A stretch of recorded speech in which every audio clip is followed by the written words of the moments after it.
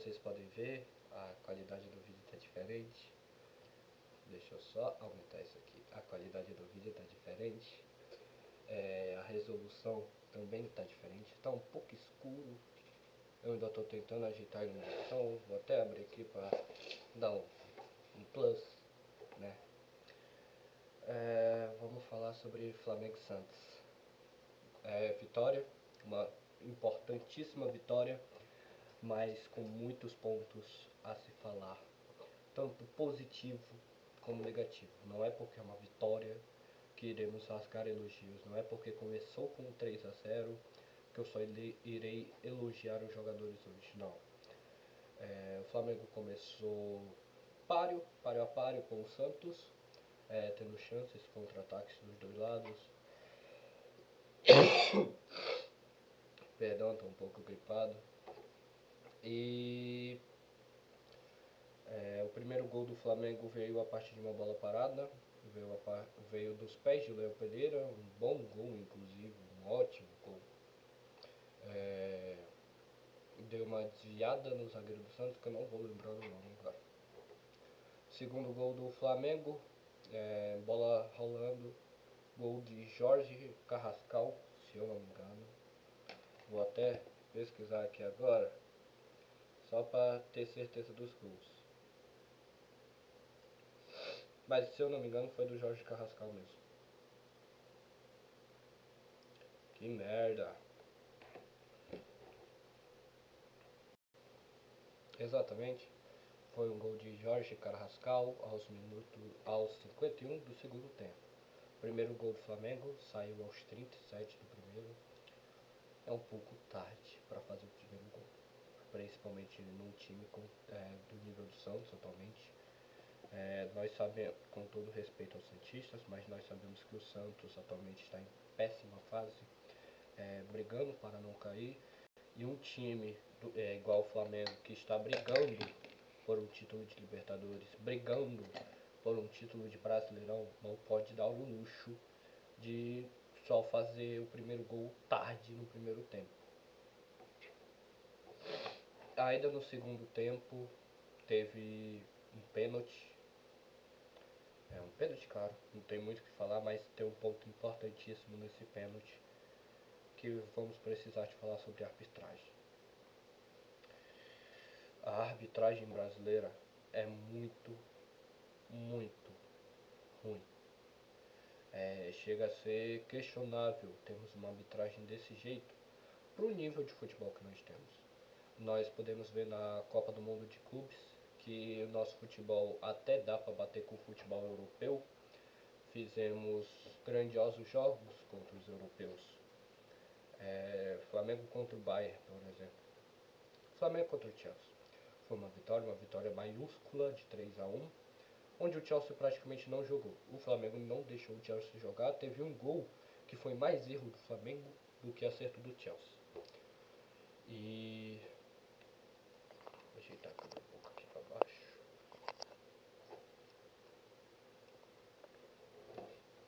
Sim, fica bom. E perdão. Flamengo e Bayern foi uma derrota, 4-2 pro Bayern, mas é o Bayern de Munique. Me diz um time brasileiro hoje que ganharia do Bayern de Munique, ou ao menos faria gol no Bayern de Munique. Não temos muito, temos talvez um Palmeiras, e acabou. Que faria gol, não que ganharia, deixando isso bem claro. Então, dá pra ver que o futebol, comparado ao futebol europeu, dá até pra bater de frente ali com o segundo escalão do futebol europeu. Mas quesito arbitragem chega a ser ridículo a arbitragem brasileira atualmente. Chega a ser vergonhoso. O lance do pênalti. Foi dado o pênalti. Tô estudando aqui como é que fica melhor. Foi dado o pênalti. O VAR chamou. Mas se não fosse pelo VAR, seria mais um lance em que não teríamos pênalti. Um pênalti claro que não teria sido marcado. Essa porra tá muito escura. Pera aí.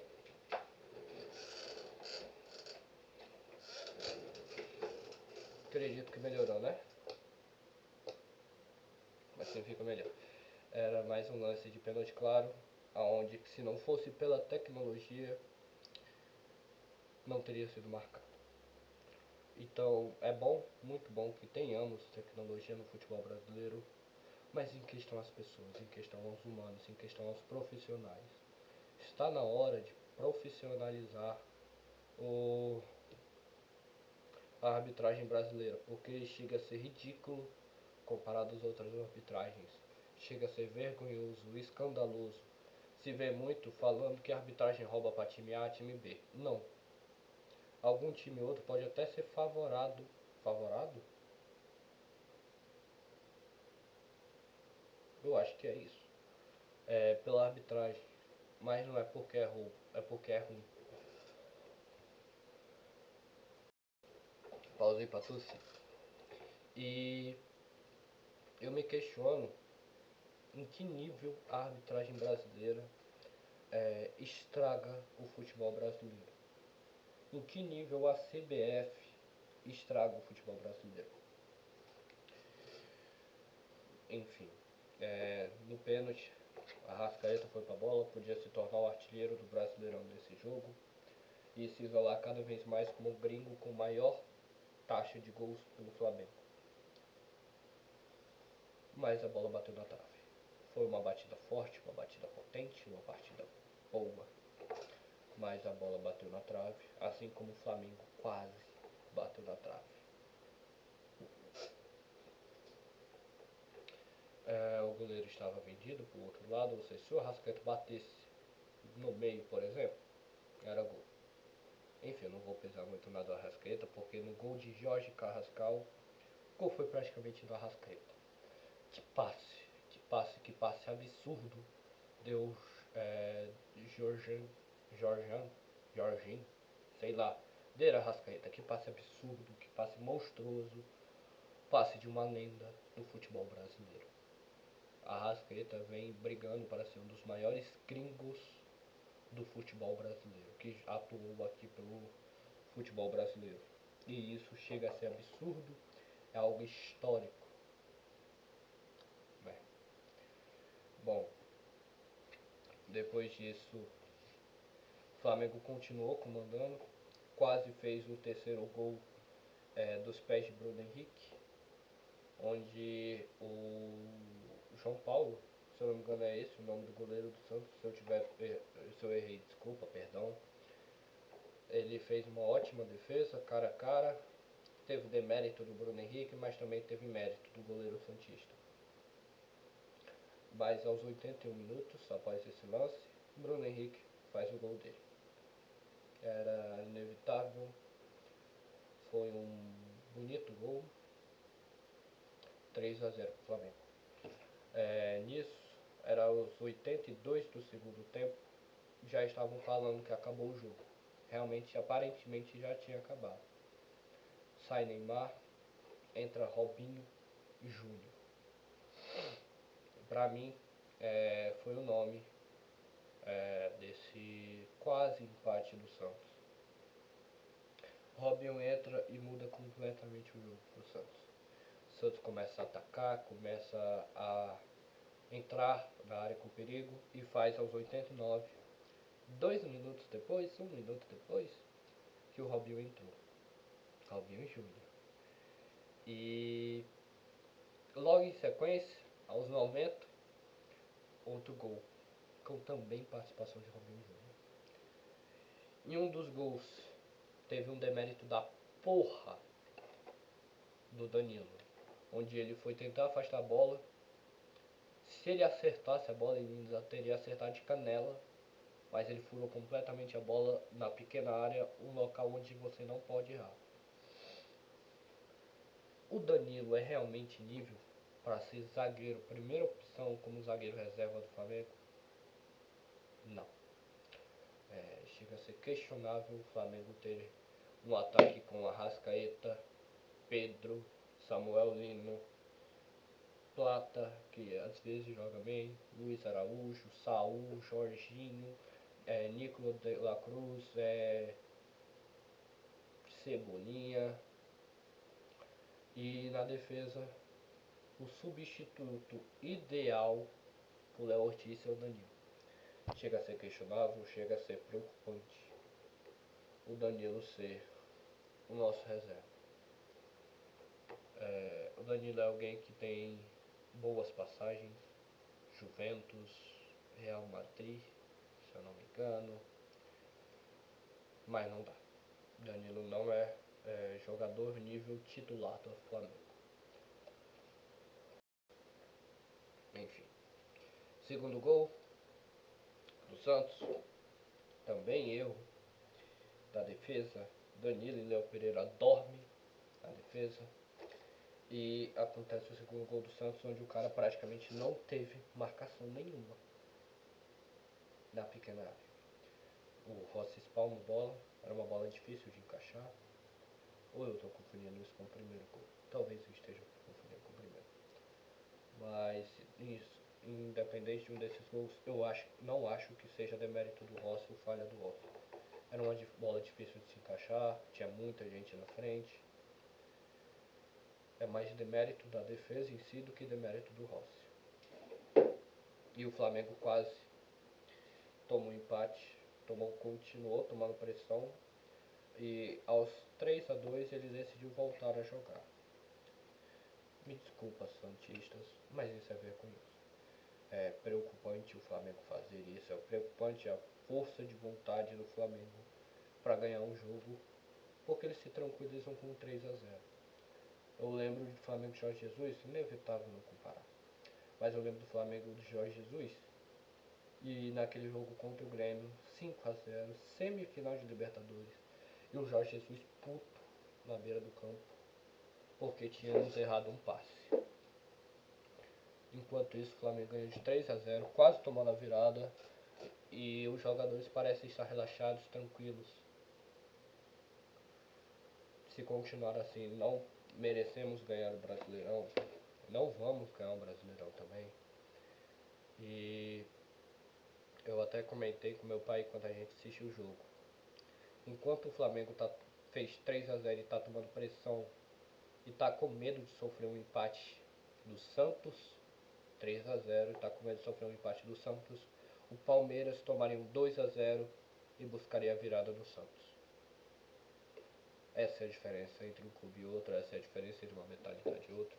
Vocês sabem que eu falo bastante sobre o Palmeiras aqui, eu acho um time incrível, eu sou flamenguista, mas eu admito, o Palmeiras é um time incrível. E a força de vontade de ganhar do Palmeiras é algo bizarro. É um time que toma 3-0 numa semifinal de Libertadores e mesmo assim vai buscar o 4-0, não é qualquer time. Eu duvido muito, eu sou flamenguista, doente, lunático, retardado, mas eu duvido muito que o Flamengo buscaria aquele 4-0 se fosse na mesma situação. E também vamos falar um pouco de Felipe Luiz. Felipe Luiz é um bom técnico, vem fazendo um bom trabalho, é um técnico novo, mas que cagada ele fez no jogo de hoje. Felipe Luiz mexe muito mal. Muitas das vezes o Felipe Luiz mexe muito mal. Hoje ele botou o Michael não fez porra nenhuma. Botou Cebolinha não fez porra nenhuma. Botou o Everton Araújo, não fez porra nenhuma. O Danilo, o quase empate do Santos está uns 90% na conta do Danilo. O Vinha, tadinho, o Vinha não consegue nem jogar.